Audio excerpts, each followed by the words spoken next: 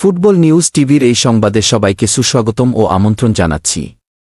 আশা করি খবরটি প্রথম থেকে শেষ পর্যন্ত সবাই দেখবেন। তাহলে চলুন শুরু করা যাক আজকের সংবাদ। অবসর নেওয়ার দিনক্ষণ জানিয়ে দিলেন নেইমার। ব্রাজিলিয়ান ফুটবল তারকা নেইমার জানিয়েছেন 2026 সাল তার ক্যারিয়ারের জন্য অত্যন্ত গুরুত্বপূর্ণ এবং বছর শেষে অবসর নেওয়ার সিদ্ধান্ত নিতে পারেন তিনি। যদিও ভবিষ্যৎ নিয়ে এখনই নিশ্চিত নন বলে জানিয়েছেন 34 বছর বয়সী এই ফরওয়ার্ড।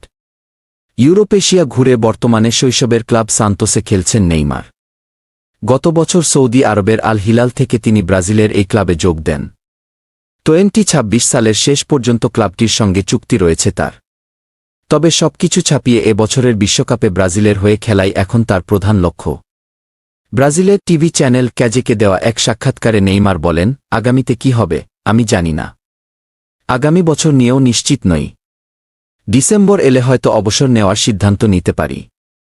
এখন আমি বছর ধরে এগোচ্ছি। তিনি আরও বলেন, সবকিছু নির্ভর করবে আমার মনের ওপর। বছরের শেষে আমার হৃদয় যা বলবে সেটাই সিদ্ধান্ত হবে। এই বছরটি খুবই গুরুত্বপূর্ণ সান্তোসের জন্য, ব্রাজিল জাতীয় দলের জন্য।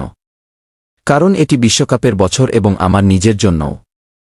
আমি চাই এই মৌসুমে শতভাগ ফিট থেকে খেলতে। সাম্প্রতিক সময়ে একের পর এক চোটে ভুগেছেন নেইমার। গত ডিসেম্বর হাঁটুতে ছোট একটি অস্ত্রোপচার করতে হয়েছিল তাকে।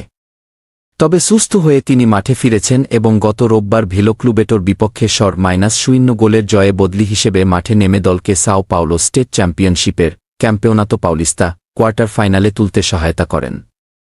বার্সেলোনা ও পিএসজির সাবেক এই তারকা ব্রাজিলের ইতিহাসের সর্বোচ্চ গোলদাতা। জাতীয় দলের হয়ে 128 ম্যাচে তার গোল 79টি। এর আগে তিনি 3টি বিশ্বকাপে ব্রাজিলের প্রতিনিধিত্ব করেছেন। সংবাদটি শেষ পর্যন্ত দেখার জন্য আপনাকে অসংখ্য ধন্যবাদ। আশা করি ভিডিওটি লাইক করবেন, কমেন্টে আপনার ভালো মন্দ জানাতে পারেন, শেয়ার করে অন্যান্য বন্ধুদের কাছে ভিডিওটি পৌঁছে দিতে পারেন, যাতে সেও এই সংবাদটি শুনতেও দেখতে পারে। পরবর্তীতে আরও সুন্দর ভিডিও নিয়ে আপনাদের সামনে উপস্থিত হচ্ছি। সবাই ভালো থাকবেন। ধন্যবাদ সকলকে।